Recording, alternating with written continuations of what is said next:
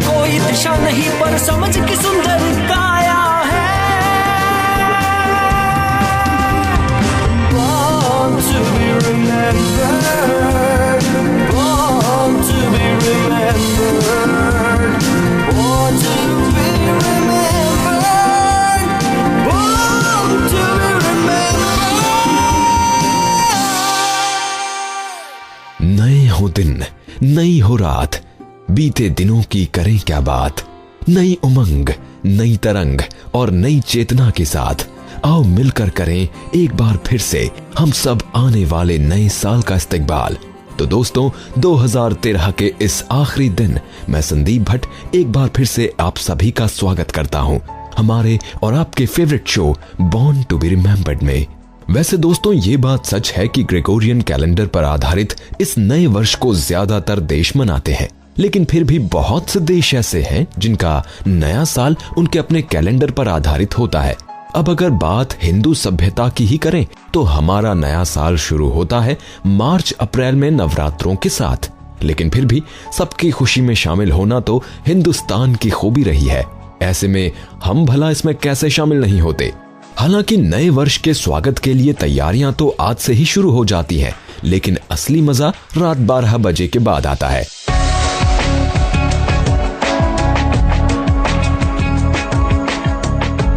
बहुत से देशों में तो 1 जनवरी को नेशनल हॉलिडे भी रहता है, क्योंकि रात भर वहां बहुत से खास कार्यक्रमों, मनोरंजक गतिविधियों और पार्टीज का आयोजन किया जाता है। लेकिन क्या आपको पता है कि इस नए साल का सबसे पहले स्वागत करते हैं आइलैंड देश किरिबाती और समोआ, क्योंकि यहाँ पर रात सबसे पहले होती है और फिर दिन रात के फेर में होनोलुलु और हवाई सबसे आखिर में इस नव वर्ष का स्वागत करते हैं। जैसा कि हम जानते हैं कि इस बार नया साल बुधवार को है, तो हमारे लिए थोड़ा सा मुश्किल हो सकता है, लेकिन फिर भी इस दिन को लेकर सभी ने अपनी अपनी तैयारियां शुरू कर दी हैं। वैसे मुझे आपके प्लान के बारे में तो नहीं पता, लेकिन हाँ, हमारी पूरी टीम आज ढेर सारी मस्ती करने वाली है और करनी भी चाहिए भाई, क्योंकि ये मौका 365 दिनों में एक बार ही तो आता है।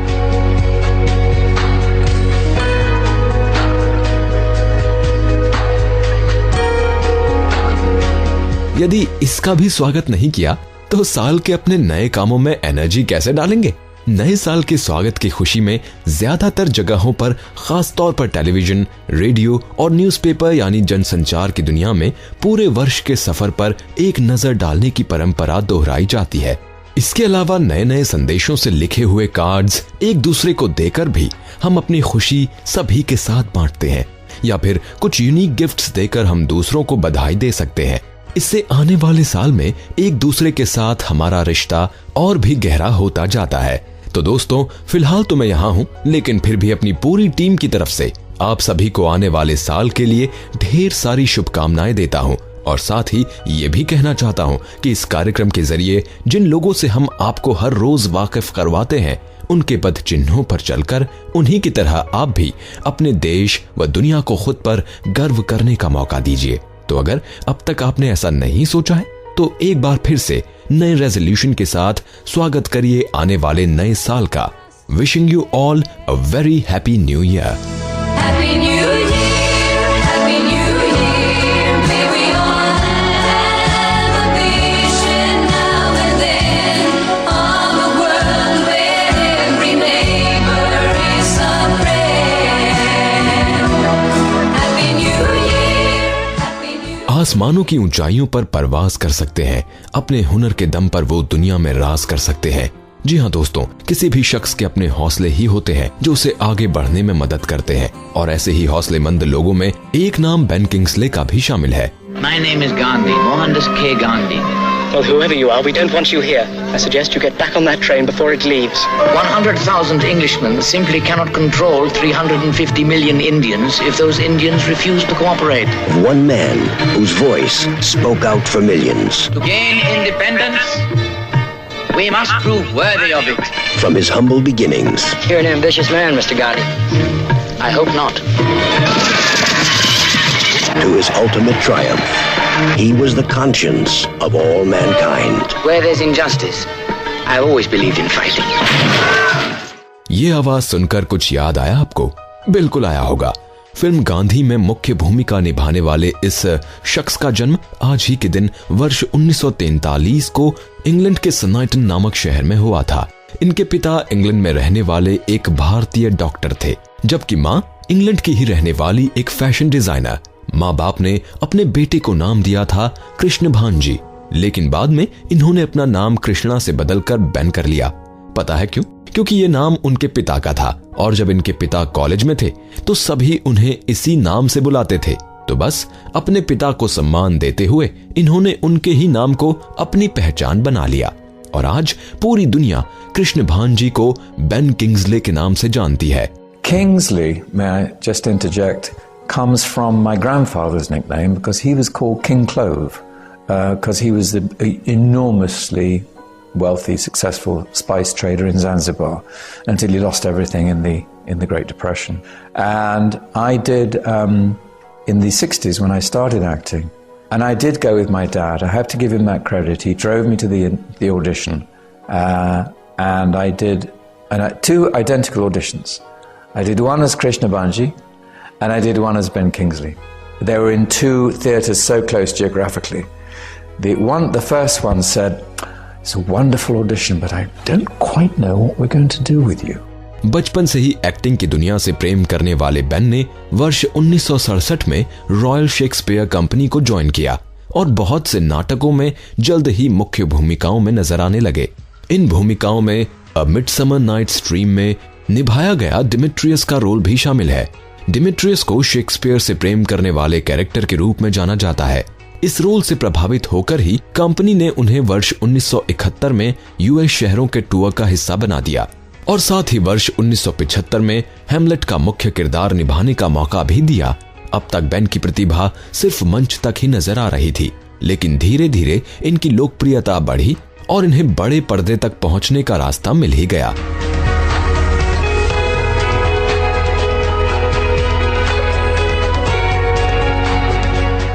बेन पहली बार वर्ष 1972 में एलिस्टेयर मैकलेन की thriller film fear is the key में नजर आए। इस फिल्म में अपने अभिनय से सभी का दिल जीतने वाले बेन ने इसी साल टेलीविजन की दुनिया में भी अपने कदम रखे और उन्हें पहला मौका मिला बीबीसी की सीरीज द लव स्कूल से।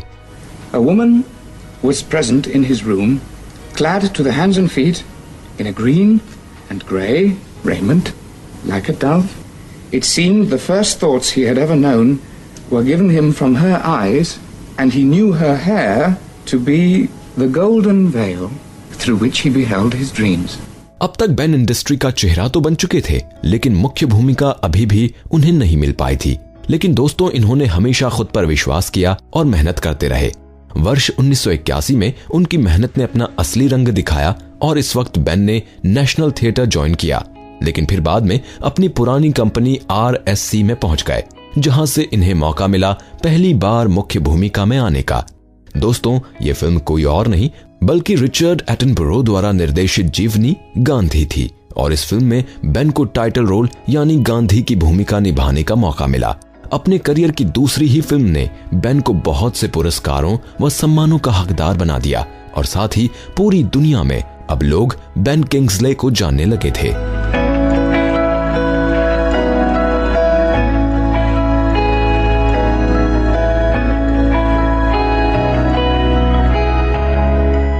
इस फिल्म में निभाए गए जबरदस्त रोल के लिए बेन को ऑस्कर के साथ साथ बेस्ट एक्टर का अकेडमी अवार्ड भी मिला।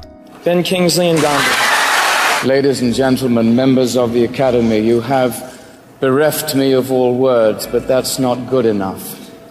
I am custodian of this award for a lot of people.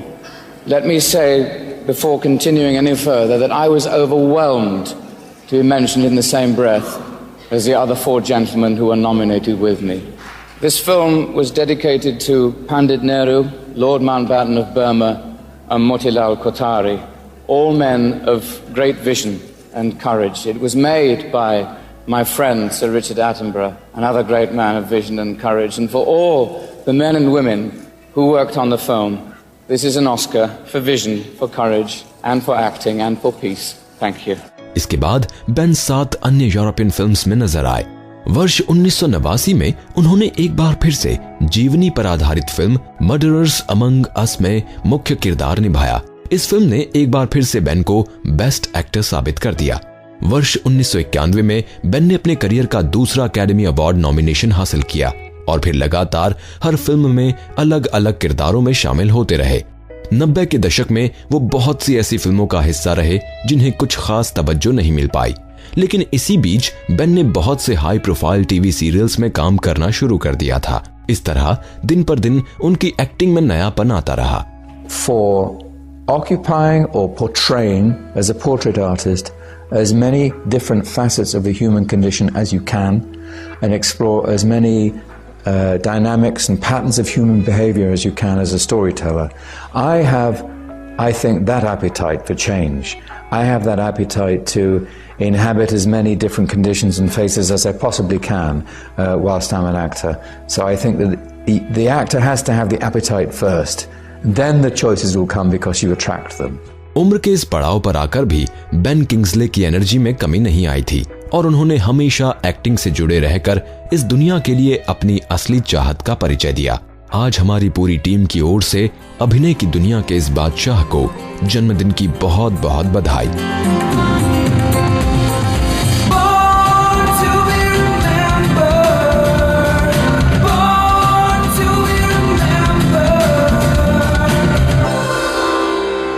दोस्तों, वैसे कितनी अजीब दुनिया है ये, जो हर किसी को अलग अलग हुनर से संवारती है, लेकिन फिर भी हर कोई अपनी ताकत को पहचान नहीं पाता है और जो पहचान लेता है वो इतिहास में हमेशा के लिए अमर हो जाता है। 31 दिसंबर वर्ष 1925 में उत्तर प्रदेश की धरती पर एक ऐसे ही लेखक व विद्वान ने जन्म लिया था जिसने देश की सेवा के साथ साथ साहित्य की सेवा भी पूरे दिल से की। जी हाँ दोस्तों, हम बात कर रहे हैं लखनऊ के अटरौली गांव में जन्मे जाने माने हिंदी लेखक श्रीलाल शुक्ला की।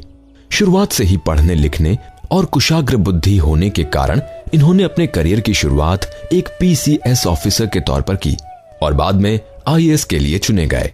इन्होंने अपनी पढ़ाई यानी स्नातक वर्ष 1947 में इलाहाबाद विश्वविद्यालय से पूरा किया और फिर वर्ष 1949 में सिविल सेवा में भर्ती हुए। उत्तर प्रदेश सरकार के अधीन कई प्रशासनिक पदों पर कार्य करने के साथ साथ श्रीलाल शुक्ला जी ने अपने लिखने की आदत को कभी भी नहीं छोड़ा। जब कभी भी वक्त मिलता वो अपने विचारों को कहानी का रूप देने लगते थे। अपनी नॉवेल की मदद से उन्होंने आजादी के बाद सभ्यता व संस्कृति के पतन से समाज को कई बार वाकिफ करवाने की कोशिश की।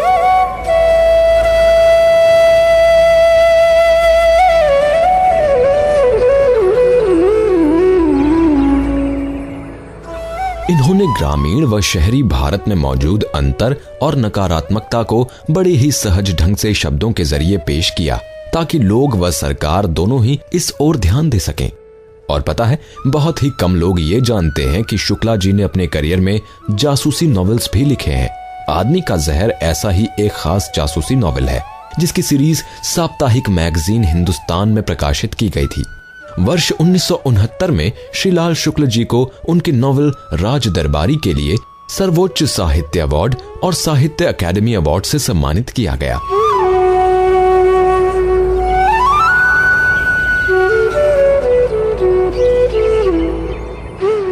वर्ष 1999 में इन्हें बिसरामपुर का संत नॉवेल के लिए व्यास सम्मान अवार्ड से पुरस्कृत किया गया।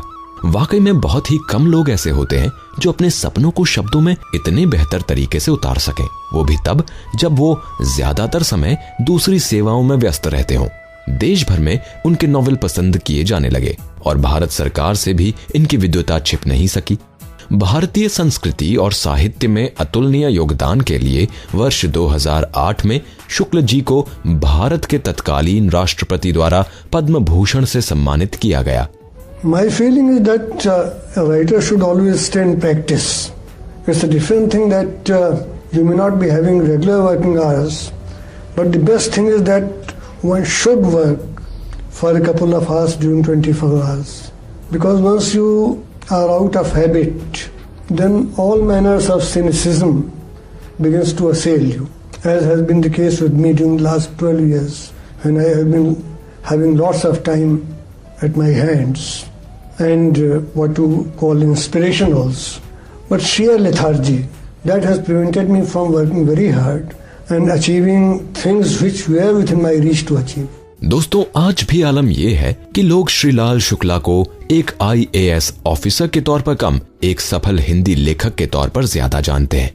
वर्ष 2005 यानी शुक्ला जी के 80वें जन्मदिन के मौके पर उनके मित्रों, सहयोगियों व परिवार वालों ने मिलकर नई दिल्ली में एक साहित्यिक एवं सांस्कृतिक कार्यक्रम का आयोजन किया था।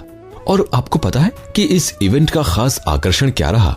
इस मौके पर श्रीलाल शुक्ला के समस्त लेखों को श्रीलाल शुक्ला जीवन ही जीवन नाम की एक पुस्तक में संकलित करके रिलीज किया गया था। वर्ष 2009 में इस विद्वान हिंदी लेखक को उनकी सेवाओं के लिए ज्ञानपीठ अवार्ड से सम्मानित किया गया। ये सम्मान देश के सर्वोच्च साहित्य सम्मानों में से एक है।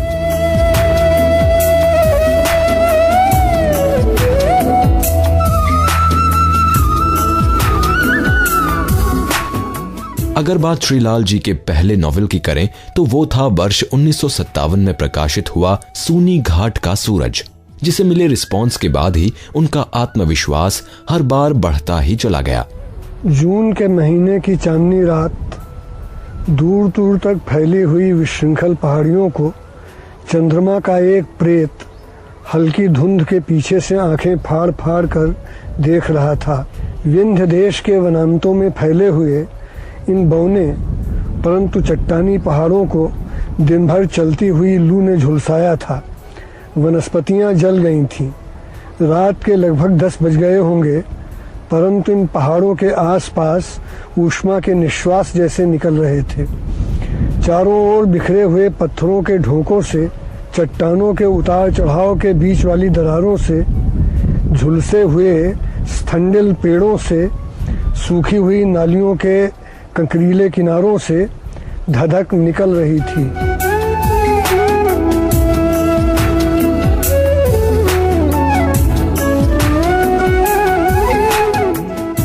वर्ष 1958 में अंगद का पांव नाम से उनका पहला व्यंग्य लेख पब्लिश हुआ। वर्ष 1978 में मध्य प्रदेश सरकार ने भी इन्हें मकान नॉवेल के लिए मध्य प्रदेश हिंदी परिषद अवार्ड से सम्मानित किया था। वर्ष 1979 से 1980 तक शुक्ला जी ने बतौर निदेशक भारतेंदु नाट्य अकादमी का संचालन किया। दोस्तों, श्रीलाल शुक्ला जी ने अंतर्राष्ट्रीय स्तर पर भी देश का नाम रोशन किया है। वर्ष 1981 में बेलग्रेड में हुए इंटरनेशनल राइट्स मीट में इन्होंने ही भारत का प्रतिनिधित्व किया था। वर्ष 1982 से 1986 तक इन्होंने साहित्य अकादमी के सलाहकार परिषद में बतौर सदस्य काम किया और फिर वर्ष 1983 में शुक्ला जी अपनी प्रशासनिक सेवाओं से सेवानिवृत्त हो गए, जिसके बाद इनका सारा समय सिर्फ साहित्य सेवा के लिए ही समर्पित रहा और इन्होंने पूरे दिल से अपनी कलम से बेहतरीन शब्दों के साथ साहित्य का ताना बाना बुना। आज समस्त साहित्य मंच के साथ साथ बॉर्न टू बी रिमेंबर्ड की पूरी टीम भी श्रीलाल शुक्ला जी को उनकी जयंती पर श्रद्धा सुमन अर्पित कर रही है।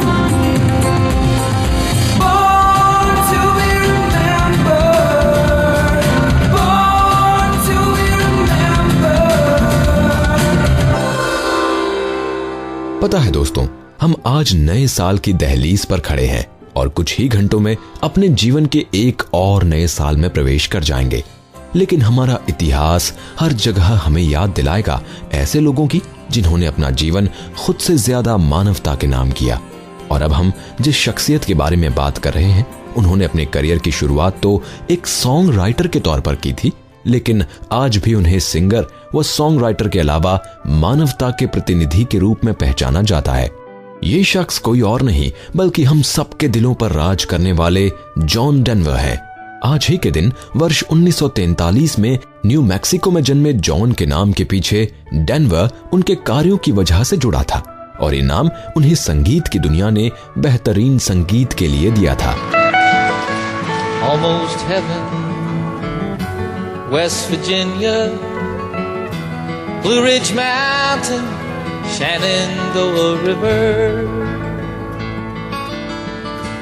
Life is old there, older than the trees, younger than the mountains, growing like a breeze. Country roads take me home to the place I belong.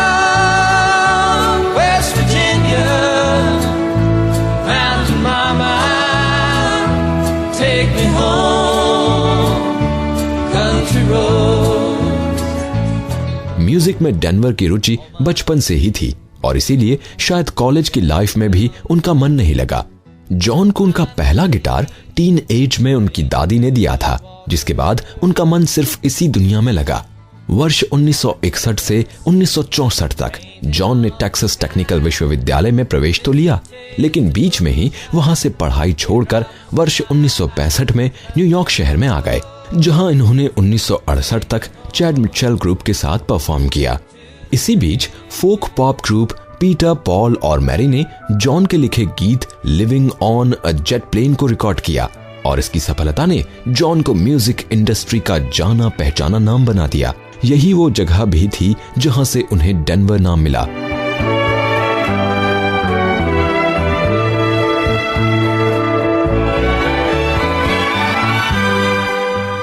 वर्ष 1969 में डेनवर ने मर्करी RCA रिकॉर्ड्स के साथ साइन किया और अपना पहला single rhymes and reason release किया। इस सफल शुरुआत के बाद अगले 2 सालों तक जॉन डेनवर ने एक के बाद एक हिट एल्बम्स दिए। अपने गुड लुक्स और डाउन टू अर्थ अप्रोच के कारण ही डेनवर को फोक म्यूजिक का गोल्डन बॉय कहा जाता था। इनके पूरे करियर के सबसे सफल एल्बम्स रहे वर्ष 1971 में रिलीज हुआ पोएम्स, प्रेयर्स एंड प्रॉमिसेस, वर्ष 1972 में आई रॉकी माउंटेन हाई और वर्ष 1974 में I back home again. You fill up my senses like a night in a forest, like the mountains in springtime, like a walk in the rain, like a storm in the desert, like a sleepy blue ocean. You fill up my senses, come fill me again. Come, let me love you, let me give my life to you. Let me drown in your laughter, let me die in your arms, let me lay down beside you, let me always be with you. Come, let me love you, come love me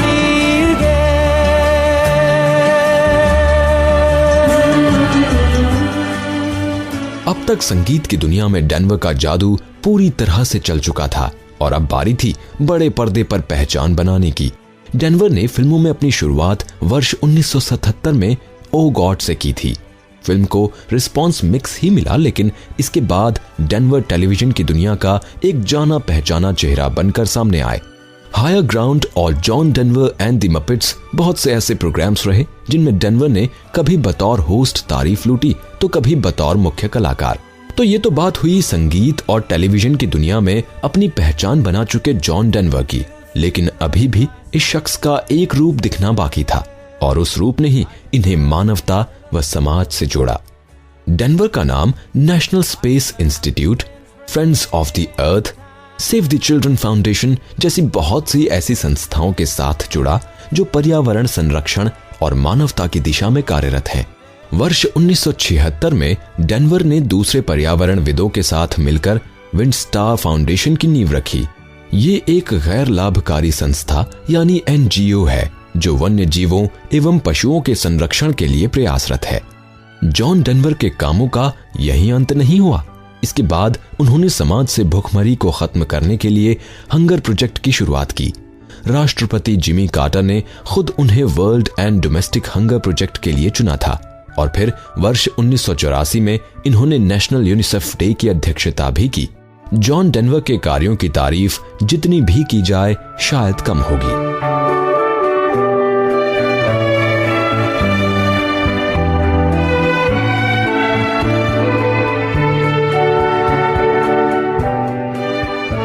वर्ष 1987 में उन्हें राष्ट्रपति Ronald Reagan ने presidential world without hunger award से सम्मानित किया। इसी साल डेनवर को रॉकी माउंटेन रीयूनियन के लिए भी 6 पुरस्कार प्रदान किए गए। ये वन्य जीवों के संरक्षण पर आधारित एक डॉक्यूमेंट्री थी जिसका निर्माण डेनवर ने किया था। वर्ष 1993 में इन्हें मानवता की दिशा में किए गए सर्वश्रेष्ठ कार्यों के लिए एल्बर्ट स्विट्जर म्यूजिक अवार्ड से सम्मानित किया गया।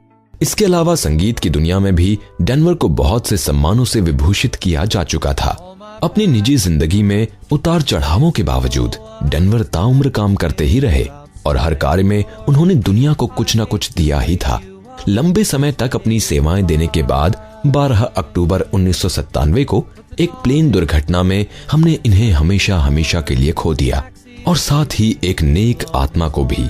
आज जॉन डेनवर को उनकी जयंती पर हमारी पूरी टीम की ओर से हार्दिक श्रद्धांजलि।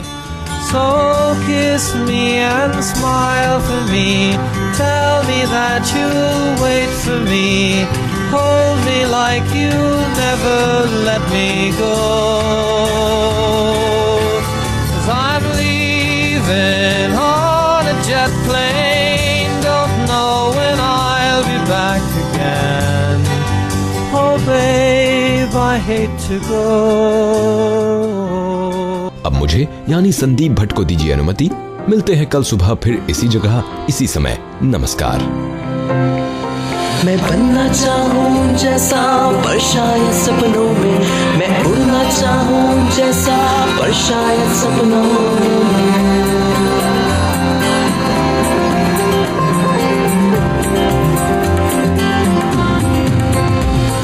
सपनों की है उड़ान, कांटे बन गए फूल समान, रोक न पाए वो मुझको मुट्ठी में मेरी है आसमान। Born to be remembered। इस कार्यक्रम के कार्यकारी निर्माता जैनेंद्र सिंह।